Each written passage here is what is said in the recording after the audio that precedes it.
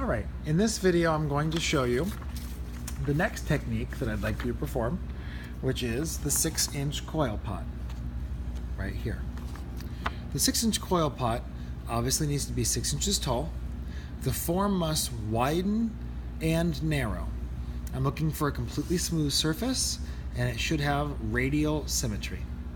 So when I say it must narrow and widen, that means the form must be narrow, and then it must widen, and then it must narrow again. So you can't make a bowl that starts from a narrow bottom and it gets wider, and you can't make a cylinder that's straight up and down. What you need to do is make something that has some curves to it.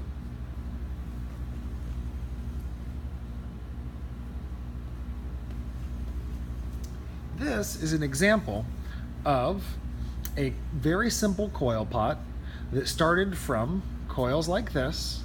I coiled it in, it went in, it came back out, it went in and came back out again. Yours doesn't have to change direction that many times, but the technique of being able to put coils on and make something get narrower and wider is what we're looking for.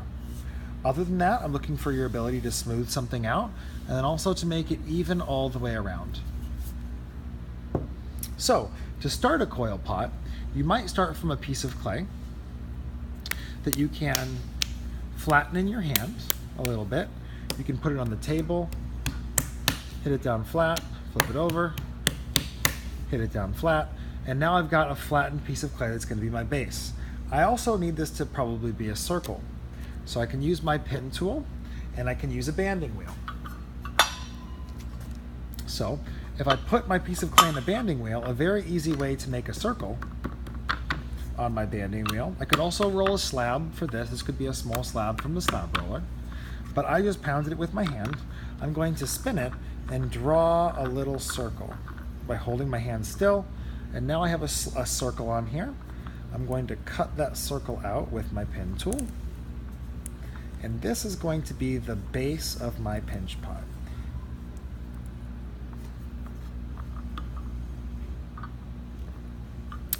If I want, I can work from, stuck a little bit, I can work on my banding wheel, but I don't want the clay to stick, so you probably want to put a piece of paper down or towel down so that your clay won't stick to the banding wheel. I'm not going to work with a banding wheel because there aren't enough for everyone to work with, so I'm going to show you how to do it without. So if this is my base to begin with, and these are my coils, I have the 5 coils that I rolled for my previous projects, plus I rolled a few extra. So I've got several coils. You want to roll a coil and use it the same day. When you're watching this video, I would recommend that you pause it throughout and complete the sections that I'm doing, not to watch it all in one time. This video will be about 10 minutes long or a little bit longer. The first thing I'm going to do is attach my coil to my pot. You have a choice of attaching the coil directly on top of the pot like this, or I can start from attaching the side. Because my circle's narrow, I'm going to attach it from the side. If your clay is wet, you can simply wrap it around like this and then push the clay in, maybe flip the clay over, smooth this onto the base to make sure that it's very secure. But you don't need to use water, and you don't need to scratch it to attach it. When I start the coils are going to overlap one another. Before I start building my coils up, I want to make sure that my base is secure to my coil. So I'm smoothing it out into my coil. Next, I have my coil, and I'm going to wrap my coil around the outside of my pot. As I'm doing so, I'm rotating it, trying to keep it straight up and down. There's one coil. Here's my next coil. When I start a previous coil, I can push this coil down at an angle and start this from right here. The height doesn't matter too much. What I'm trying to do is, at first, I want my pot just to get taller. If I wanted it to get wider, I would attach the coil slightly on the outside, and that will make it get a little bit wider. If I wanted it to get narrower, I would make sure I put my coil on the inside to make the form go in and get narrower. For right now, I'm just going to have my coil go straight up and down. So I'm attaching my coil like so. And now I've got my little pot getting taller and taller because of its coils. I'm going to put one more coil on, going straight up, and then we're going to start smoothing them out. You'll notice that this coil is not attached very well. It's just laying on top. Because the clay is wet, I'll be able to smooth it out after I get a few coils on. As I'm starting a new coil, I'm going to smooth this coil into the previous coil, and then begin my coil by smoothing it in on the other side. As I put the coil on, it might be useful to slightly pinch it and make it a little bit thinner to match my other coil.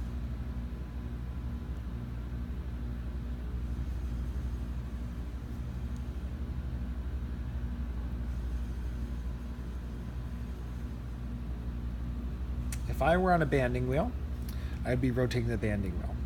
Now that I have my coils started, these are my coils, I need to smooth my pot down with the coils. This should be left on the table as I do this, and I can smooth up or down.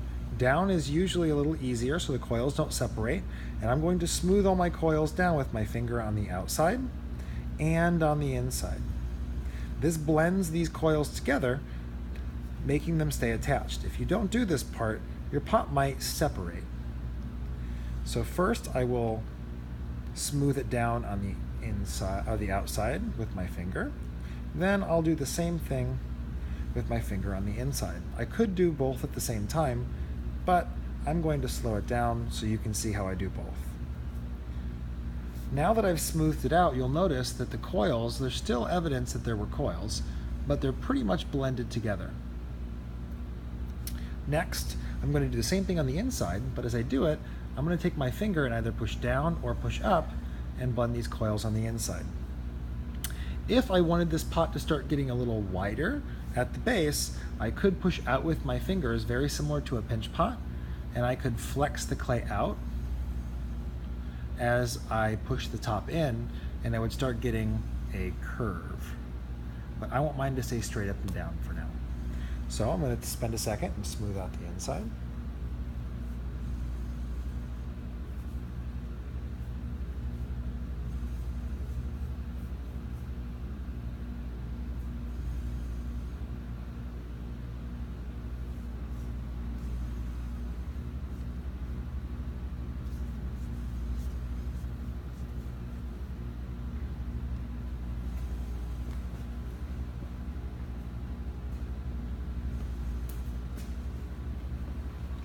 All right, now that I've smoothed that out, if I wanted to clean this up now, the way I would do that is I would use my serrated metal rib if I have one, and I could scratch along the outside and lower some of those spots, and then go with my rib on the outside, then the smooth side, and that will help me smooth out the lines. I could also use a paddle for the same purpose.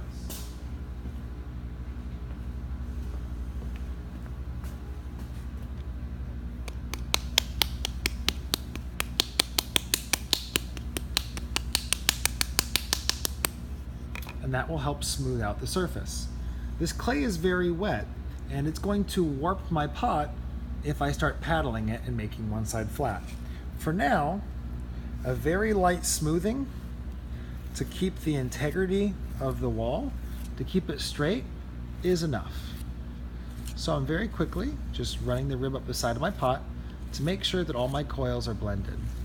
The next day, when this is slightly stiffer, that's a better time to paddle it to get out any dents. Paddling works best when the clay is getting towards leather hard. It is not fresh, wet clay. Now I'm going to make this little shape that I've got going here, kind of like a cylinder. On my next coil, I'm going to make it get narrower. To do that, I'm going to attach the coil, but when I attach the coil, instead of attaching the coil straight on the outside, I'm going to attach the coil slightly on the inside so that it's going to lean in a little bit on the inside, and as I coil it, I'm kind of coiling it into a cone. So I'm going to attach my coil, but slightly on the inside, and as I go around, I'm slowly just kind of pushing it down, making sure that my coil is on the inside edge of my pot. With each consecutive ring that I put on, it will get narrower and narrower. Kind of like an emoji poop. So once I get to this point, I can then take again and smooth my fingers out, or the coils out with my fingers.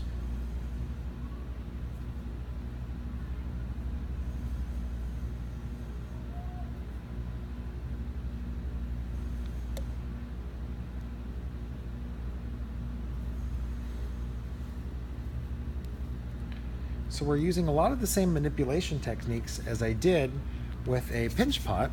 If I have a little area that I want to be a little higher, I will just stick some clay in and work.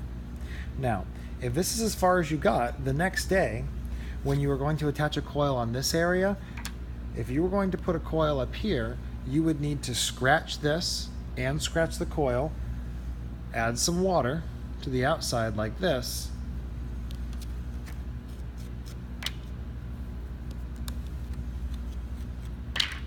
to attach a fresh coil if this clay was getting towards leather hard. If the clay is very soft, you don't have to scratch things before you attach them. If the clay is dry, you do have to. Now that I have this shape, I know it looks ugly now, but you can see that it is up and then it goes in.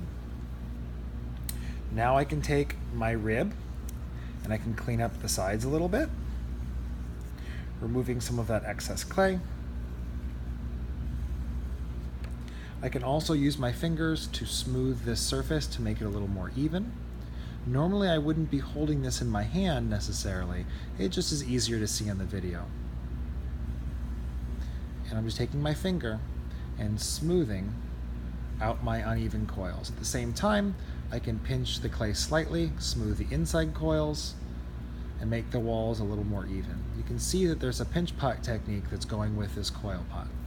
Next, now that that's smoothed out slightly, I might start paddling a little bit to make the shape more uniform. Again, this is something I'd probably do on a banding wheel if I had one, or I would do this on the table as I turned it. It's just easier to see if I use it in my hand. The pot making process when you're hand building, it always goes from a very rough surface to a very refined surface. As the clay dries, we can paddle and we can refine the shape. I don't want there to be any large dents that I won't be able to paddle out, so I'm just going over my pot and making sure that it's even. Now I have a cylinder that slowly goes in towards the top.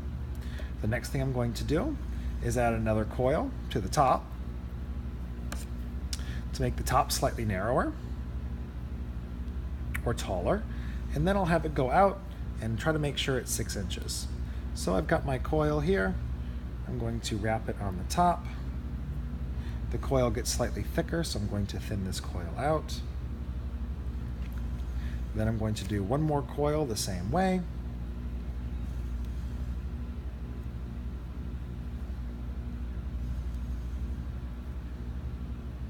The skill of using the paddle that we learned with the pinch pots is going to become really important the second day on this pot to make it even and to make it symmetrical. Now I'm taking my cylinder and I'm smoothing out these coils.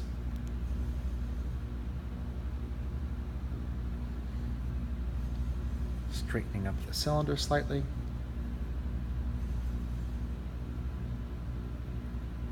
If the pot starts to sink or collapse, this bottom might be too wet, and you might have to wait a day until this clay stiffens up to continue.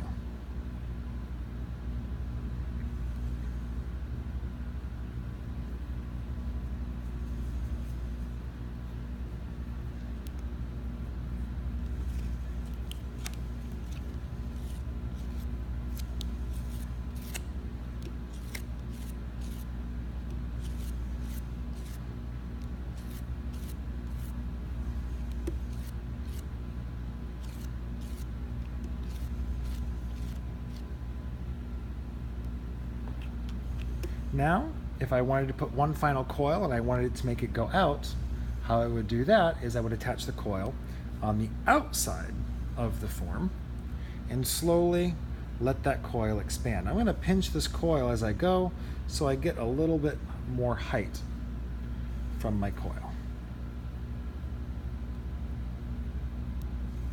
I'm making sure that the coil is always sitting on the outside of the coil so that it gets wider with each opening, so that my cylinder went straight, it got narrower, and then it's getting wider.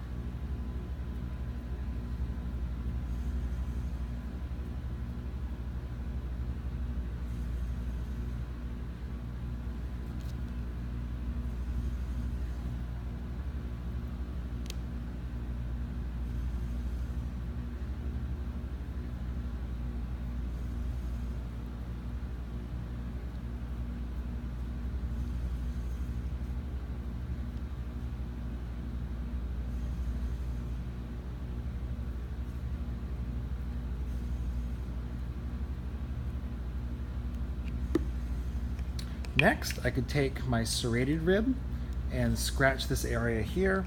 I can paddle the side of my pot to make it even. This is the very basic, simple shape that I'm starting with. From here, I can scratch clay off with my serrated rib to refine this curve. I can paddle and use my metal rib to contour this edge and to make this pot look beautiful. This is exactly what the pot here looked like before I started. I did go in slightly first on this one, but I only spent about 10 minutes smoothing this out the second day and paddling it, and you can see it's a much more refined shape just because I did a second day of work. Thanks for watching.